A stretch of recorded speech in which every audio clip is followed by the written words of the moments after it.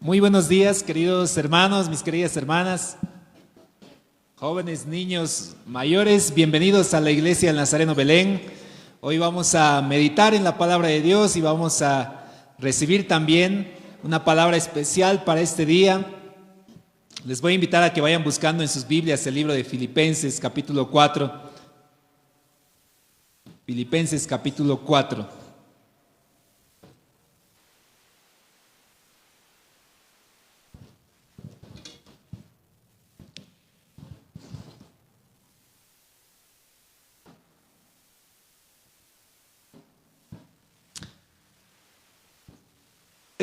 Bueno, mis hermanos, revisando un poquito acerca de la historia dentro de la iglesia cristiana, la semana pasada estábamos hablando un poco acerca del karma, como que no es algo bíblico, sin embargo, dentro de las escrituras el sembrar y el cosechar es algo que nosotros practicamos o vivimos, es una ley de la vida. Y revisando un poquito acerca de la historia, cuando Israel como nación, recordemos un poquito la genealogía del pueblo de Dios. Abraham es llamado por el Señor.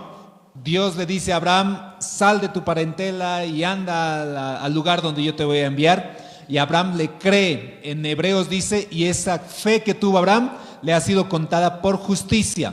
O sea que Abraham fue en la fe quien el Señor le dijo: tú vas a ser mi amigo, tú eres alguien especial, en ti te voy a bendecir y voy a bendecir a todas las demás naciones. Recordemos la historia. Abraham tiene a su hijo querido, Isaac.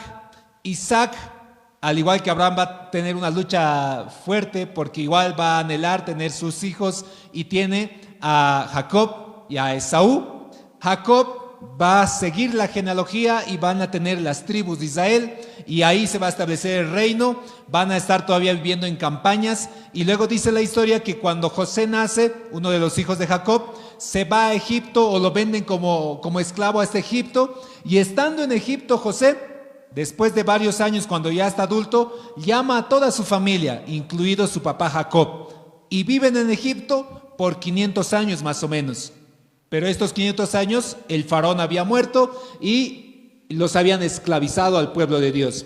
Nace Moisés después de 500 años. Moisés va a ser el libertador de Israel por la mano poderosa de Dios, y salen de Egipto, salen con las plagas que el Señor había puesto para salir de Egipto, abren los mares, empiezan a navegar y caminar hasta llegar a la tierra prometida, y llegando a la tierra prometida van a entrar en un periodo de guerra. Sabemos cómo acaba la historia. Van a conquistar todo, se van a instaurar jueces. Ahí están los jueces Josué entre el primer juez, los jueces Sansón, Gedeón y cada uno de los jueces que se van a establecer hasta que piden rey. Y el primer rey de Israel va a ser Saúl. Saúl, el más alto de todos, el que sobrepasaba por una cabeza a todos los israelitas, el gran hombre fuerte y valiente. Pero luego Dios va a desechar a Saúl y lo va a poner a David como rey de Israel. Y David va a estar empezando ahí el reino con el mayor periodo de gloria que tenía,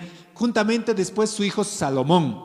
Y luego de Salomón, lamentablemente, el reino se va a dividir en dos: el reino del norte y el reino del sur, Israel y Judá respectivamente. ¿Y qué sucede? Dice la historia que vinieron conquistadores, los babilonios y los persas van a conquistar a la nación especial de Israel.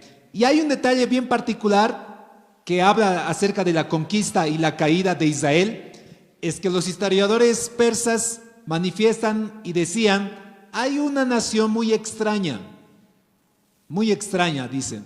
¿Por qué? Porque el día de reposo, que ellos lo dicen así, esta nación no se defiende, no alza ni espada, no se mueven, y es la nación más fácil de conquistar, o ha sido la nación más fácil de conquistar.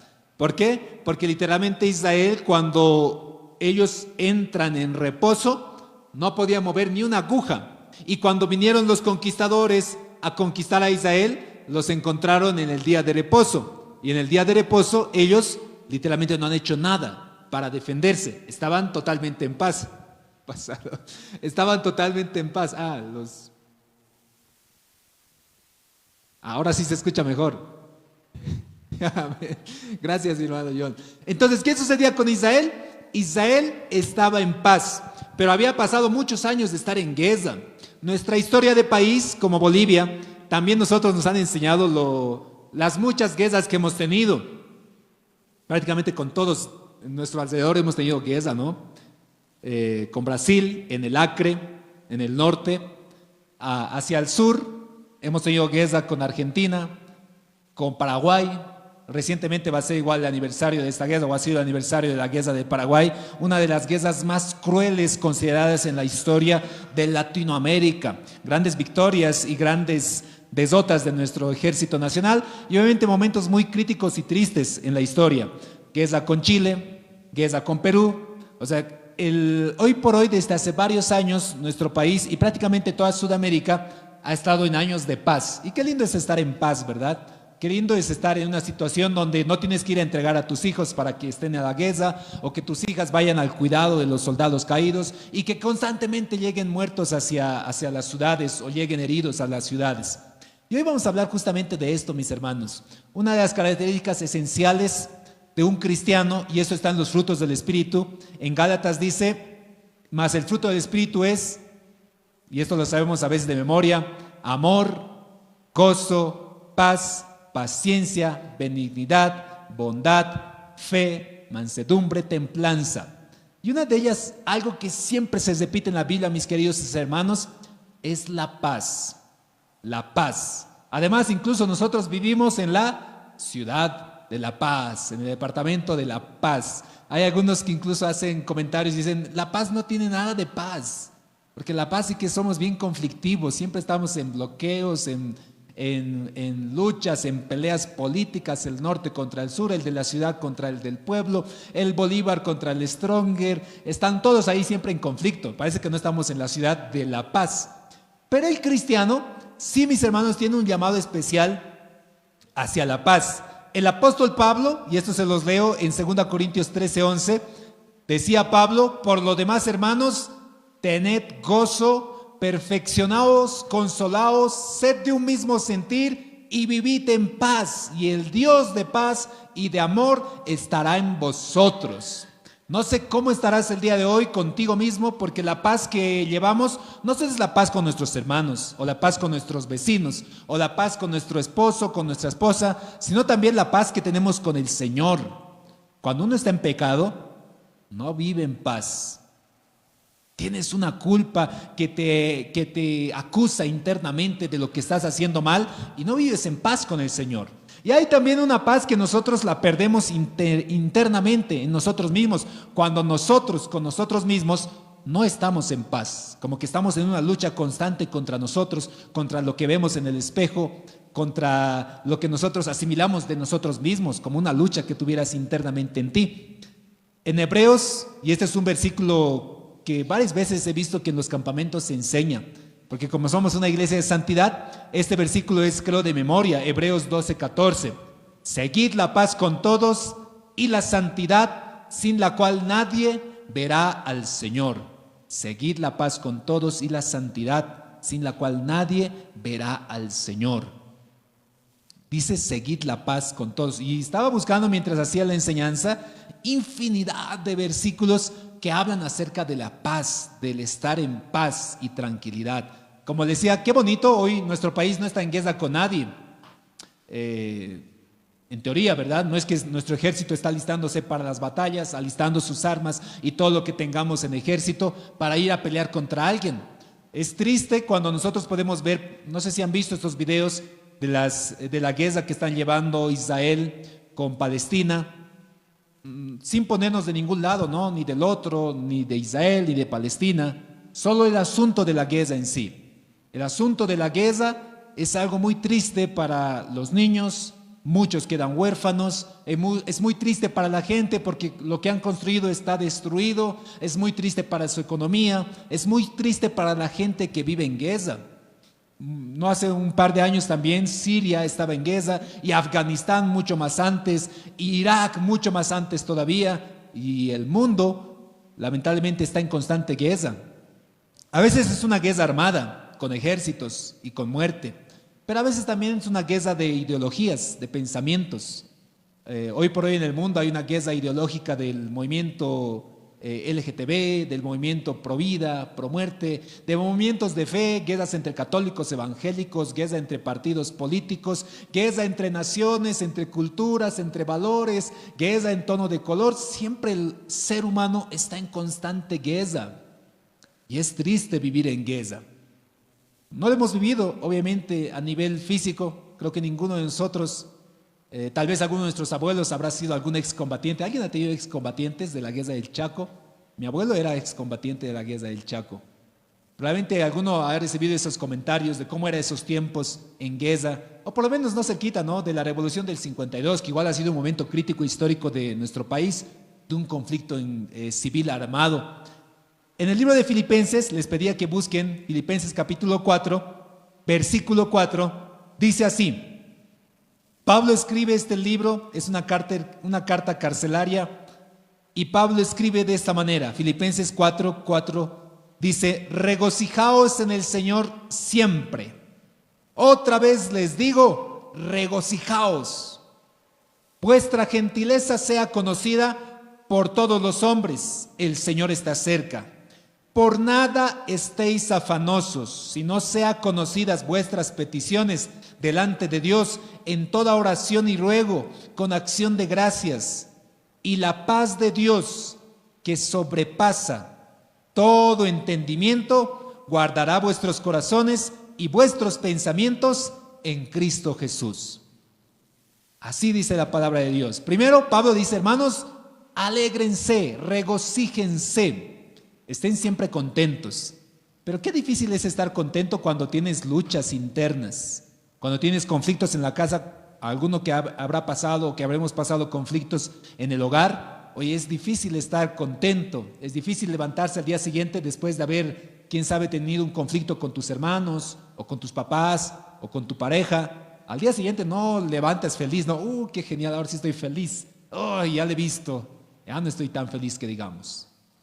Pero Pablo dice, hermanos, regocíjense. Una vez más les digo, regocíjense, alégrense en el Señor siempre. Al igual que Israel, que les contaba, ¿no?, la historia de que se los conocía porque era una nación que cuando ellos entraban en reposo, era literalmente reposo. Ni para defenderse en guerra ellos tenían tiempo, porque era día de reposo. La iglesia cristiana, los cristianos de la iglesia primitiva, una de las características similares así era que ellos siempre estaban en paz. O sea, había gente que les quitaba sus propiedades o mataba a sus hermanos o los torturaba, pero ellos, y hay historiadores también que hablan al respecto, que cuando eran sacrificados tenían el rostro de paz en medio de su sacrificio. O sea, mientras estaban siendo quemados o torturados, ellos veían con esperanza y paz la promesa que el Señor les había dado. Acá Pablo dice, mis hermanos, que su gentileza sea conocida por todos. El Señor está cerca. La gente te reconoce por eso, porque era alguien que estás siempre en paz, siempre contento, siempre alegre, tratando de buscar la paz. Y dice, por nada se afanen, porque es algo que quita la paz, el afán de esta vida. Hace 2 semanas hablábamos acerca de la semilla. El afán y el engaño de las riquezas hacen infructuosa la palabra de Dios. Cuando nosotros nos afanamos en este tiempo de diferentes circunstancias, porque hermanos, todo nos puede afanar. Te puede afanar tus estudios, que es algo bueno, ¿no? Estudio ahí, estás estudiando. Puedes estudiar teología y aún así afanarte ahí. Puedes empezar un emprendimiento con un buen sentido de tratar de ayudar a tu familia, de darles un mejor sentido, de apoyar quien sabe a la iglesia, pero aún ahí igual te puedes afanar. Puedes afanarte, quién sabe, por tener a tu esposo o a tu esposa, pero aún ahí puede volverse malo cuando se te vuelve un afán, cuando es algo que te quita el sueño, te quita la paz que el Señor te puede dar. Y ahí Pablo cierra y dice, y la paz de Dios, por nada estén afanosos, sino pidan al Señor con acción de gracias, y la paz de Dios, que sobrepasa todo entendimiento, les guardará sus corazones y vuestros pensamientos en Cristo Jesús.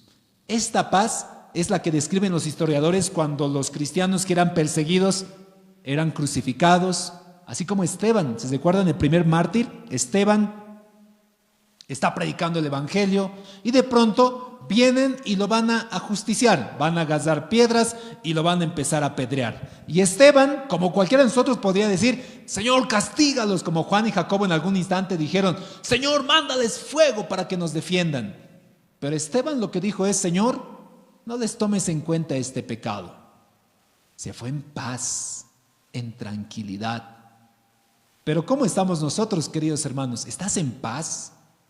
Qué difícil es estar en guerra con alguien, contigo mismo, con tu familia, con tus compañeros de trabajo, con los hermanos de la iglesia.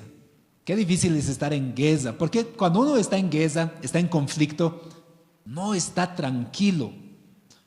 Hay muchos estudios que se hacen acerca de los que están, soldados que están en guerra y que estando en guerra prácticamente tienen serios traumas por la vivencia que están viviendo por el conflicto bélico. Y después de que acaba el conflicto, los que están en guerra, no es que termina la guerra para ellos. Los que han pasado una guerra y aquellos que son excombatientes de Afganistán hacen mucha terapia en Estados Unidos. Los que están ahorita combatiendo en Ucrania y con Rusia, estén seguros que después de ello va a haber mucho trabajo para muchos terapeutas, porque el que estaba en guerra en un momento, una vez que acaba la guerra, su cabeza no salió de la guerra. Su cabeza sigue en la guerra, sigue teniendo pánicos nocturnos, sigue teniendo terrores nocturnos, sigue estando en conflicto. Recuerdo un testimonio de un pastor que se llamaba Joe Rosas, Joe Rosas, tal vez lo han escuchado alguna vez, y en una de sus prédicas menciona de que él era excombatiente de la guerra que se había llevado a Estados Unidos contra... ¿Cuál es el país que ha vencido a Estados Unidos? El único país, pequeño país, y no es Japón. Japón ha sido derrotado por Estados Unidos por las bombas de Hiroshima y Nagasaki, pero se me fue el nombre. Su estrategia de este país era la guerra de guerrillas. Prácticamente este país se metían como cuevas en los pisos y de la nada, mientras los estadounidenses estaban todos con su ejército, salían de las cuevas, les tiraban una ráfaga y se metían otra vez a sus cuevas y desaparecían. Y cuando los norteamericanos querían entrar en las cuevas, lo único que encontraban eran trampas, serpientes, trampas de púas, caminos sin salida, y era un tesoro para estos soldados el vivir con ellos. No se me viene, si alguien se recuerda de esta guerra, que es reciente, es una de las guerras modernas de Estados Unidos, que se considera la única guerra que Estados Unidos literalmente dijo, no vamos a poder con este país, y abandonaron. Pero fue la etapa donde después de esa generación, todos los soldados que han sobrevivido llegaron a Estados Unidos y se dedicaron al consumo de drogas, se dedicaron, ahí nace todo el movimiento hippie, todo el movimiento que hablaba acerca de la paz, entre comillas. Pero Joe Rosas dice que le había costado mucho salir de esa crisis después de la guerra, porque menciona de que cuando dormía, literalmente despertaba y iba a buscar un cuchillo y quería matar a su familia. Literal lo dice así en su predicación. ¿Por qué? Porque él creía que cuando despertaba estaba en plena guerra y quería defenderse y buscaba un cuchillo. Y tuvo que asistir a mucha terapia, tuvo que asistir a muchos grupos de ayuda, y el Señor tuvo que trabajar mucho en su vida para sanar la guerra de su mente, para sanar lo que había todavía, el conflicto que estaba en su mente. Dice ahí Pablo, mis hermanos, y la paz de Dios, que sobrepasa todo entendimiento, les guardará sus corazones y vuestros pensamientos en Cristo Jesús. Porque ¿sabes dónde empieza la guerra con cada uno de nosotros? En nuestros pensamientos, en nuestros corazones. ¿Dónde nacen las guerras? Imaginemos una guerra particular. Supongamos acá, describiendo un poquito nuestra versión de la guerra del Pacífico, la versión que nos han contado aquí a nosotros como bolivianos, es que Chile estaba, obviamente con nuestro territorio, todo lo que sería el departamento del litoral, en donde teníamos muchas riquezas de guano, de salitre, y que para esa época de la historia, estos elementos, estos minerales, era algo importante para la economía de cualquier país. La historia que nos han contado a nosotros, por lo menos, es que Chile estaba explotando estos recursos minerales de forma gratuita, nadie les estaba cobrando. Y sucede de que el gobierno de ese entonces, de nuestro país, va a elevar los impuestos, y eleva los impuestos en 10 centavos, y dicen, no, algo por lo menos nos tienen que pagar. Y la historia que nos han contado es que los chilenos dicen, no estamos de acuerdo, declaran la guerra, toman las ciudades, ya para ese entonces una gran población del departamento era de nacionalidad chilena y se habían apropiado todo. Y ahí nace la guerra del Pacífico, en nuestro dolor del corazón diciendo, no nos están pagando, que nos paguen. Ahí nace una guerra en el corazón, en nuestros pensamientos, porque tal vez los personajes de esa época dijeron, no, nos están expropiando nuestros recursos que son para nosotros.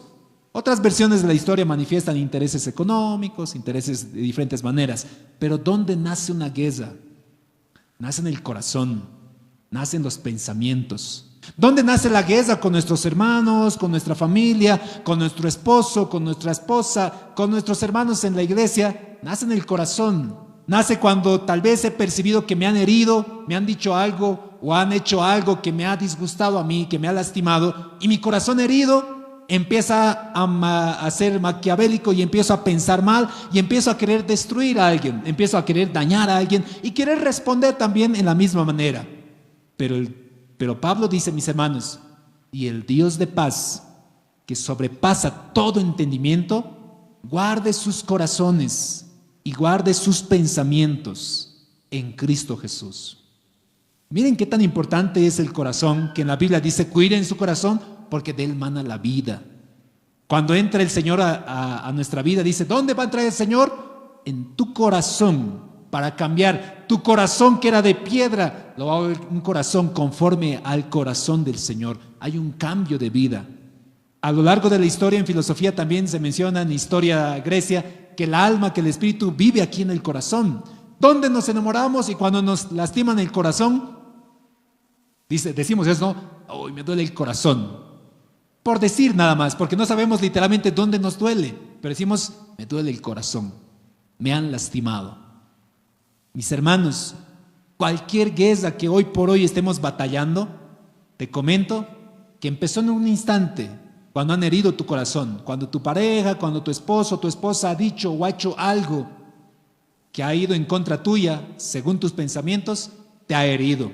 Más adelante Pedro, mis hermanos, y eso vamos a ver un poquito, el libro de 1 Pedro, capítulo 3, Pedro también habla de la paz, otro apóstol. 1 Pedro, capítulo 3, versículo 8.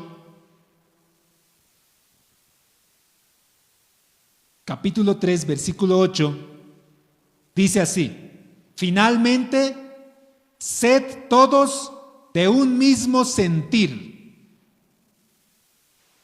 compasivos, amándonos fraternalmente, misericordiosos, amigables. Así tiene que ser un cristiano, por si acaso, mis queridos hermanos, no devolviendo mal por mal, ni maldición por maldición, sino por el contrario, bendiciendo, sabiendo que fuisteis llamados para que heredaseis bendición. Porque el que quiera amar la vida y ver días buenos, refrene su lengua del mal, sus labios no hablen engaño, apártese del mal, haga el bien, busque la paz y sígala. Uy, la paz, ¿sabes quién tiene que buscar? Tú, yo, si soy cristiano, yo tengo que buscar la paz. ¿Saben qué decía el Señor en la prédica del sermón de las bienaventuranzas? Dice, bienaventurados los pacificadores, porque ellos serán llamados hijos de Dios. ¿Sabes por qué te pueden decir a ti que eres hijo de Dios?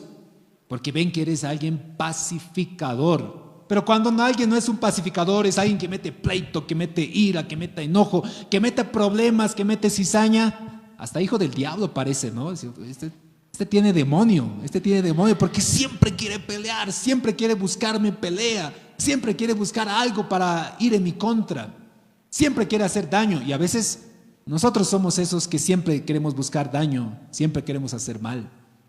Pero Pablo dice, mis hermanos, si quieren ver buenos días o quieren amar la vida y ver días buenos, refrenen su lengua del mal, sus labios no hablen engaño, apártense del mal, hagan el bien, busquen la paz y síganla. Porque los ojos del Señor están sobre los justos y sus oídos atentos a sus oraciones, pero el rostro del Señor está contra aquellos que hacen el mal. El Señor detesta a los que no son pacificadores. Miren, mis hermanos, con razón a veces la oración que hacemos parece tan hueca y sin respuesta. ¿Notas que a veces estamos en tanto conflicto, en tanta guerra, que estamos más concentrados en la batalla que literalmente en hablar con el Señor? Sigue hablando Pedro, dice versículo 13, ¿y quién es acá aquel que les pueda hacer daño y vosotros seguir el bien? Mas también si alguna cosa padecéis por causa de la justicia, bienaventurados sois. Por tanto, no os amedrentéis por temor de ellos, ni os conturbéis, sino santificad a Dios el Señor en vuestros corazones. Otra vez menciona el corazón. Y estad siempre preparados para presentar defensa con mansedumbre y reverencia ante todo que les demande la razón de la esperanza que hay en vosotros, teniendo buena conciencia, para que los que murmuran de vosotros como malhechores sean avergonzados los que calumnian vuestra buena conducta en Cristo. Versículo 17. Porque mejor es que padezcáis haciendo el bien, si la voluntad de Dios así lo quiere, que haciendo el mal. Hermanos, busquemos la paz y sigámosla. ¿En qué conflictos te has metido en este tiempo? ¿En qué conflictos estás actualmente? ¿En la universidad? ¿Con tu docente? Mi docente me detesta, me ha puesto jaque porque soy cristiano. ¿Será? Puede ser, no es que no, hay docentes que son realmente muy malvados, pero busca la paz y sígala. No es que mis jefes son los que se han agasado conmigo porque soy cristiano. ¿Será? Trata de buscar la paz y seguirla, porque si vas a estar en guerra, te aseguro que vas a estar muy mal. Pablo, te cuento que dice algo similar como Pedro. Segunda Tesalonicenses, un poquito más atrás del libro que hemos encontrado. Sé que a algunos tal vez nos cuesta buscar la Biblia. Segunda Tesalonicenses, capítulo 3, versículo 13. Segunda Tesalonicenses, capítulo 3, versículo 13. Dice así: y vosotros, hermanos, no se cansen de hacer el bien. ¿Cansa el hacer el bien? Sí, cansa. Cansa que todo el tiempo tú seas el que busque la paz, el que trate de estar contento, el que trate de ayudar a los demás, el que trate de hacer lo mejor. Cansa, les aseguro que cansa, pero ¿saben qué dice Pablo? Hermanos, ustedes no se cansen de hacer el bien. Si alguno no obedece a lo que decimos por medio de esta carta, a ese señaladlo y no se junten con él para que se avergüence. Mas no lo tengan por enemigo, sino amonéstenle como a hermano. Y el mismo Señor de paz os dé siempre paz en toda manera. El Señor sea con todos vosotros. ¿Saben quién es el Dios de paz? El Señor que tenemos. ¿Y saben cómo se demuestra su paz? Miren este detalle. Tú eres Dios. Imagínate que tú eres Dios. En un hipotético caso, tú eres todopoderoso, tienes todo el poder de crear y se te ocurre crear unos pequeños seres a tu imagen, conforme a tu semejanza. Estos seres no tenían ni sentido de creación, solamente se te ocurrió a ti por amor y los creas hermoso, les haces del polvo de la tierra, los haces del vaso y les das aliento de vida. Y estos seres empiezan a tener vida, a movilizarse. Tú les dices: oiga, miren, pequeños seres, les voy a poner seres humanos, a ti te voy a poner Adán, te voy a crear además una pareja, te voy a poner Eva. Tienes todo lo que he creado con mi poder y autoridad para hacer lo que quieras, tienes todo para acá. Pero te voy a dar una instrucción: de este árbol no vas a comer. Imagínate que tú eres el todopoderoso y estos seres se rebelan contra ti, no te hacen caso, comen del árbol que no les has dicho, y después de ello, además de ello, tú eres amoroso con ellos y dices: ya, bueno, ¿qué vamos a hacer? Matas un animal, los vistes, dicen: están destituidos de acá, vayan hacia la tierra, van a tener que trabajar. Antes no tenían que trabajar duro, ahora van a tener que trabajar durísimo. Sucede eso, imagínate, son tus seres, son los que has creado. Y lamentablemente tu creación empieza a multiplicarse, a hacerse grande y se hacen multitudes y ahora empiezan a negarte. Y ahora te dicen, no existes. ¿Cómo que no existo si yo te he creado? No, no existes. Además me voy a inventar otros dioses y me voy a hacer un dios de un árbol y me voy a hacer un dios de una vaca o un dios de una cabra y voy a adorar a esos, pero no te voy a adorar a ti. ¿Cómo te sentirías como ese creador? Oye, yo creo que te sentirías enojado, en guerra. A estos los voy a matar, los voy a destruir. En Génesis dice, y a Dios vio que el ser humano, sus pensamientos era de continuo solamente el mal, y a Dios le dolió en su corazón, y otra vez el corazón, de dónde vienen los conflictos, las guerras, de dónde viene la amargura, de dónde vienen las guerras, la paz del corazón. Y dice, y a Dios le dolió en su corazón haber hecho al hombre. Y dijo, no voy a contender para siempre con ellos, por tanto sus días serán 120. Y dice, y voy a rehacer todo lo que está acá. Enojado Dios. Se lo ve así en Génesis, enojado, frustrado. Voy a deshacer todo esto y ya no quiero nada más. Pero dice, pero Noé halló gracia ante los ojos de Jehová. Y vio en Noé, y Dios paró su enojo y reconstruyó todo. Pero no para ahí. Recuerda que eres el Dios.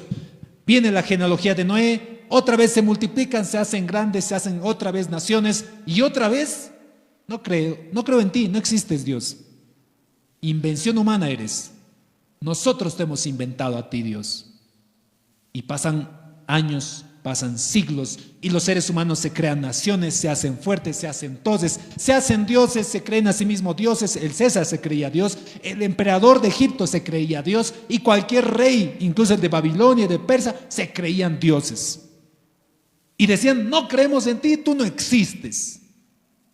Cualquiera de nosotros en esa posición diría, ya estoy aquí, ya estoy hasta el colmo con estos seres humanos, los voy a destruir completamente, estoy hartado de ellos. ¿Y saben qué es lo que hace Dios? Lo que nos invita a hacer a nosotros mismos. Busquen la paz y síganla.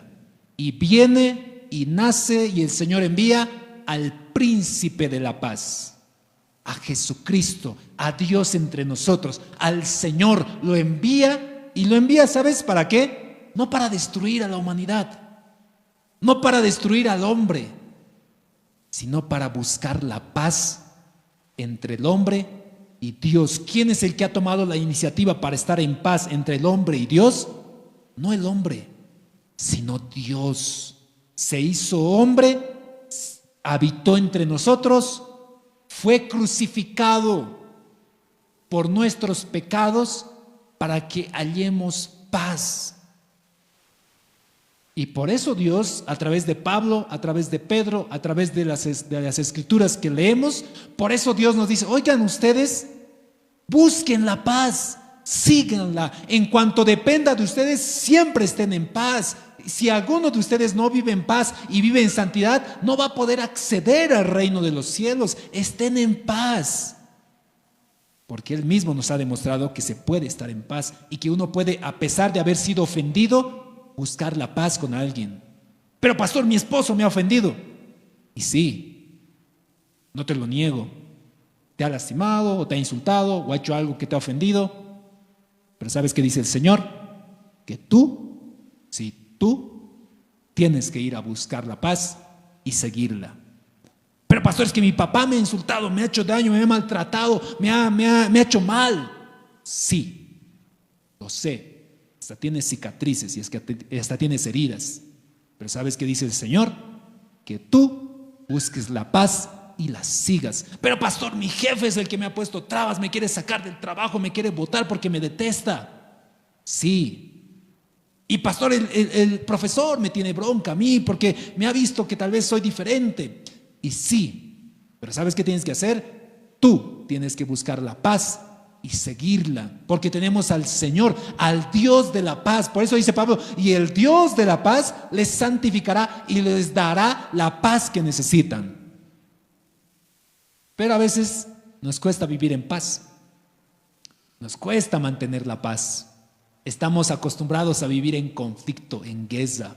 El ser humano está acostumbrado a vivir en constante guerra. Creo que su situación de guerra es el status quo de cualquier ser humano. Si no estás en guerra, no estás tranquilo, porque la guerra te da adrenalina, quién sabe, te da emoción. Y si estás en paz, como que algo hay que confundir, hay algo de que hay que pelear. Pero te voy a dar un pequeño secreto, algo importante para cualquier persona. No se sabe el origen de esta historia, no se sabe el origen de cuándo empezó a levantarse las banderas blancas o las banderas de la paz. Hoy por hoy hay convenciones, Ginebra, Convención de La Haya, que son como reuniones de todos los países donde establecen normas para las guerras. Y una de las normas es respetar que alguien pueda ondear una bandera blanca. Si uno está en guerra y quién sabe se da cuenta que su conflicto ya ha terminado porque no tiene posibilidad de ganar, saca una bandera y ondea la bandera, y el ejército contrario tiene la obligación de cesar las armas, de darles la oportunidad de una salida, y termina el conflicto bélico. Eso ya está por orden, es una regla, y cualquiera que viole esa orden es considerado un crimen de guerra, y los crímenes de guerra son castigados por las demás naciones que son parte de estos concilios o de estas reuniones. No se sabe el origen de esto. Algunos remontan que ya en Roma salían este tipo de situaciones donde la gente sacaba sus banderas como un sentido de ya estoy rindiéndome, estoy en paz, quiero estar en paz, por favor, ya no puedo pelear más. Y la gente dice que probablemente esta bandera que sacan, la bandera blanca de rendirse, puede ser porque la tela blanca era una de las telas más fáciles de conseguir, y que cualquier persona que incluso estuviese desdotado podía conseguir una tela o un mantel blanco para sacarlo y decir ya no quiero pelear más. Y por ahí va el secreto de poder estar en paz. Guárdatelo, que te sea útil para toda tu vida, y pon mucha atención. Cuando tú estás en guerra con alguien, sea tu esposo, tu esposa, tu hermano, tu hermana, tu padre, tu madre, tu vecino, tu vecina, tu compañero de trabajo, tu profesor, tu docente, tu jefe, quien sea, tu gato, tu perro, el stronger, cualquiera. Cuando estés en conflicto con alguien, haz esto. Haz como cualquiera de los soldados que están en guerra. Cuando uno está en guerra, es como que está agarrando tus armas, ¿verdad? No duermes en paz. Cuando estás en guerra, me van a atacar, no puedo dormir. Y estás apuntando para defenderte, estás apuntando para ver qué vas a hacer, estás esperando que alguien te diga algo. Así viven las personas en guerra. Cualquier cosita que haga tu persona que estás en guerra, ya es un disparo contra ti. Algo te ha dicho, oh, ya me duele, yo me defiendo. Vos igual eres feo también, qué cosa, yo igual, pa. Y ella te responde y te dice, tú también eres mala persona, pa. Y te da auto y te sientes y te duele, y estás en guerra ahí con la persona. Decides estar en guerra, quién sabe, contra tu esposo, es un ataque constante. Tú le atacas y dices, no, que tú también haces todo mal, mira tu familia, y ¡pam! Le tiras un disparo. Y la otra persona también te dispara, ¿qué cosa? ¿Vos también eres algo acaso? ¡Pam! Y te devuelve el disparo. Te ha dolido y sacas también tu granada. ¿Vos también qué cosa eres? Y ¡pam! Le das un granadazo y estás en guerra en casa. Estás en pelea. Esto ocurre en cualquier campo de batalla, sea en tu familia, sea con tus hermanos, sea acá en la iglesia, sea allí en tu trabajo, sea allá con tus compañeros de estudio. Si declaras la guerra y decides estar en guerra, vas a estar en un constante ataque y defensa, y siempre vas a estar a la defensiva. Cualquier cosa que digan o hagan es como ese soldado que está ahí escondiéndose y esperando que le ataquen, y estás percibiendo que todo lo que dicen está para atacarte y para destruirte. Porque estás en guerra, porque has declarado la guerra, porque has decidido estar en guerra. Pero como decía, este es un tip, un secreto de vida que lo recibimos del Señor. ¿Saben lo que espera el Señor a nosotros que hemos declarado la guerra a Dios? Ríndete. Saca tu bandera blanca. Sacas tu bandera blanca. Dices, Señor, yo me rindo ante ti. Qué linda esa alabanza, ¿no? Yo me rindo a Él, yo me rindo a Él, todo a Cristo, yo me entrego, quiero serle fiel. Qué lindo fue el día en el cual tú has aceptado a Cristo como tu Salvador, y si no lo has aceptado, te cuento que la paz Cuando tú has confesado tus pecados y le has dicho, Señor, yo me rindo ante ti, ya no quiero estar en guerra contigo, Señor, quiero que tú seas mi aliado, quiero que tú seas mi paz, mi Dios, mi bendición, mi roca, mi fortaleza, Señor, yo quiero que tú seas mi amado, yo quiero vivir para ti. Ese día fue el día más hermoso de muchos de nosotros, porque levantaste después de haber llorado en tu desota, porque tu carne había sido desotada, pero tu espíritu había sido resucitado. Tú dices, Señor, gracias, y te levantas en paz y tu rostro ha cambiado. Ya no tienes el rostro enojado porque ahora estás en paz con el Señor. Y si realmente quieres vivir en paz con alguien, con tu esposo, con tu esposa, con tu hermano, tu hermana, tu amigo, tu vecino, tu docente, aprende internamente a sacar la banderita blanca y decir, oye, ya no quiero estar en guerra, quiero estar en paz. Y en paz significa que ya no te veo como un enemigo, te voy a ver como un aliado más. Ya no te veo como alguien que me quiere atacar, sino como alguien que realmente quiere aportar también a mi vida. Y sé que es una decisión muy, muy difícil para aquellos que estamos en constante guerra, que hemos vivido años en guerra. Como les decía, aquellos excombatientes de guerras, la guerra no sale de sus mentes, la guerra sigue todavía en ellos y es algo con lo que tenemos que luchar. Aquellos que hemos vivido por años con guerra con alguien. ¿Has vivido por años con guerra con tu esposo? De estos 10, 20 años que has estado casado, 10 años has estado en guerra.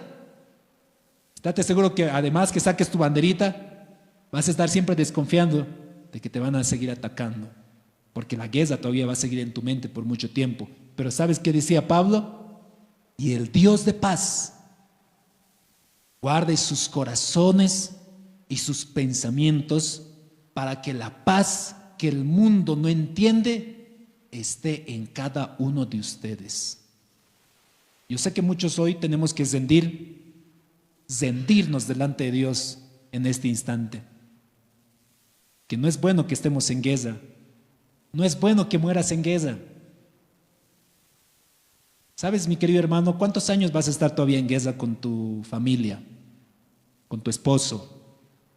¿Qué tal si mañana el Señor, por su soberanía, termina la vida tuya o termina la vida de tu pareja? ¿Habrá sido lindo haber terminado esa relación en guerra? ¿Qué tal si mañana el Señor decide terminar la vida de tu hermano, de tu hermana, de tu amigo, de tu amiga y terminas en guerra? Qué triste es acabar en guerra. Mis queridos hermanos, la palabra de Dios dice que Dios vino acá en la tierra para declararnos la paz, para ponernos a cuenta con Él, para que Él pueda recibirnos, escucharnos, confesar nuestros pecados y Él perdonarnos, hacernos nuevas criaturas y resucitar en Él. Y hoy, mi querido hermano, hoy tienes tú la oportunidad de, si estás hoy en guerra con tus papás, acaba, saca tu bandera blanca, decide terminar, que saque la guerra de tu cabeza el Señor y que puedas vivir en paz. Que ya no veas con enojo a tu padre, que ya no veas con enojo a tu madre, sino lo veas con los mismos ojos que el Señor lo ve. Porque el Señor nos pide que veamos a todos siempre en paz, porque los ojos que ve el Señor en cada uno de nosotros, así como somos pecadores, adúlteros, mentirosos, ladrones, egoístas, orgullosos, así como estamos, el Señor en sus ojos para Él, por lo menos nos ve como algo precioso, como su creación especial, y espera que nosotros nos arrepintamos y Él darnos esos brazos de amor. Esos ojos es el Señor los cuales quiere poner en ti, para que cuando tú pongas los ojos del Señor puedas ver a tu esposo como el Señor lo ve, con misericordia, con gracia. Para cuando tú pongas los ojos del Señor puedas ver al que te ha hecho daño, puedas ver a tu hermano, puedas ver a tu docente, a tu compañero de trabajo, con los ojos que el Señor lo ve, con misericordia y con amor. Sé que el día de hoy quieren orar por sus hermanos, quieren orar por buscar la paz, quieren salir de la guerra. ¿Y quién más que el Señor nos va a poder ayudar a salir de esa situación en la cual nosotros hemos declarado? Hoy quiero invitarte a orar. Ahí puedes inclinar tu cabeza, puedes venir aquí adelante y vamos a pedirle al Dios de paz que guarde nuestros corazones, que guarde nuestros pensamientos y nos ayude a vivir en paz. El salmo que dice David y